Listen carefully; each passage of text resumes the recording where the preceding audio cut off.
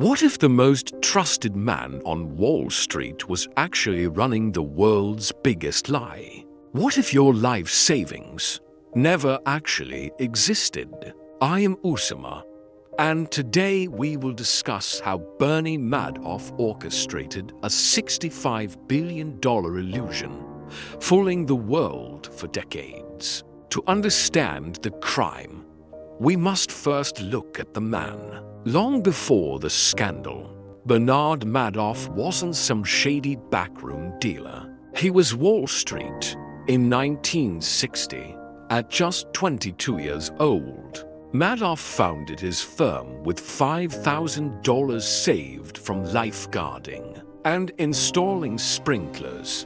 He wasn't an elitist. He built his business from the ground up. This American dream story made him seem untouchable. Here's the part history nerds love. In the 1980s, Madoff's firm became a giant. They were pioneers of electronic trading, helping to create the modern stock market we know today. He even served as chairman of NASDAQ. Think about that for a second. The man policing the market was plotting to break it. He looked like the king of the castle, but the castle was built on sand. So, how did he attract billions? It wasn't just rich people. It was universities, charities, and widows. How? The secret was exclusivity. Madoff didn't take just anyone's money. He pretended to be picky. If you wanted to invest, you had to know someone. You had to beg to get in. This created a powerful club mentality. Everyone wanted to join the exclusive group that got Madoff's amazing returns. His strategy was called the split strike conversion. It sounds fancy, and it was totally fake. In simple terms, he claimed to buy blue-chip stocks and then use options to hedge against any potential losses. Low risk, high reward. It sounds great, and it was impossible. But here's the catch. He never actually bought the stocks. He just pretended to. When a client asked for $1 million back, Madoff simply took that million from the next client who invested. That is the Ponzi machine. And it worked for decades. Even when the market crashed in 1987 and again in 2001, Madoff's fund reported steady, consistent 10% returns. It should have been a massive red flag. Consistent gains, no matter what the market is doing. That doesn't happen. But greed is very, very good at painting red flags green. People wanted to believe. So where was the SEC? The financial police? Why didn't anyone catch him? Well, someone did try. Meet Harry Markopolos, a financial analyst. In 1999, he looked at Madoff's numbers and knew something was wrong. He told the SEC, and I quote, "Madoff's numbers are mathematically impossible." He submitted detailed evidence, not once, but 5 times over 9 years, and each time they ignored him. Why? Because Madoff was one of them. He sat on advisory committees. He was a pillar of the financial community, too big to question. The lies lived in a secret office on the 17th floor of his building. This was the fraud factory. No sophisticated computers, just old paper documents. This is where a small, loyal team fabricated trades. They would wait until the end of the day, look up the best performing stocks, and then pretend they had bought and sold them at the perfect times. They even used a vintage typewriter to create fake confirmation letters, a typewriter in the 2000s. It's almost insulting. Billions of dollars managed by a machine from a thrift store. But the clock was ticking. 2008 arrived.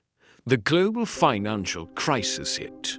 The market collapsed, and the vultures started circling.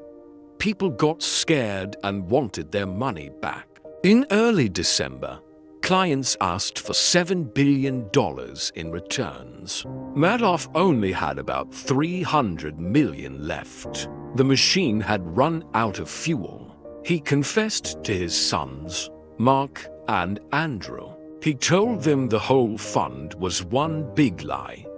They did the right thing. They immediately reported him to the authorities. On December 11, 2008, FBI agents arrived at Madoff's Manhattan apartment. He didn't run. He had nowhere to run. He admitted it on the spot, just like that. $65 billion evaporated. Nearly 5,000 families lost everything. And here is the real tragedy. Many of those families weren't super-rich Wall Street types. They were retirees who had trusted him with their life savings. They were Holocaust survivors. They were trusts for disabled children. One man invested his parents' life savings. They had to sell their home when they were 80 years old. Madoff was sentenced to 150 years in prison. The judge called his crimes extraordinarily evil. But justice was cold comfort. The money was gone, spent on yachts, lavish real estate, and paying off old lies with new ones. The shame destroyed his family. His eldest son, Mark, committed suicide exactly 2 years to the day after his father's arrest. His other son, Andrew, died of cancer a few years later, blaming the immense stress of the scandal for his illness. Madoff himself died in prison in 2021, taking the full truth of his operation to the grave. So, what do we learn from this colossal disaster? First, if it sounds too good to be true, it is, always, steady. High returns with no risk do not exist. Second, exclusivity is a sales tactic, not a safety badge. Scammers love gatekeeping because it makes you feel special and lowers your guard. Third, trust, but verify. Always demand to see statements from an independent third-party custodian. If one person controls everything, the trading, the statements, the money run. Bernie Madoff didn't invent greed. He just weaponized it on an unprecedented scale. And thousands of people are the victims. So here is the key takeaway. Fraud survives because we want to believe. We want to trust the expert in the nice suit who promises us an easy path. But real wealth isn't built on secrecy. It's built on transparency, on boring, steady, verifiable facts. Don't be afraid to ask the tough questions. It's your money. It's your life. You have the right to know exactly where it sleeps at night. This is Usama signing off. Stay curious, stay cautious, and always read the fine print. Thanks for watching, and I'll see you in the next video.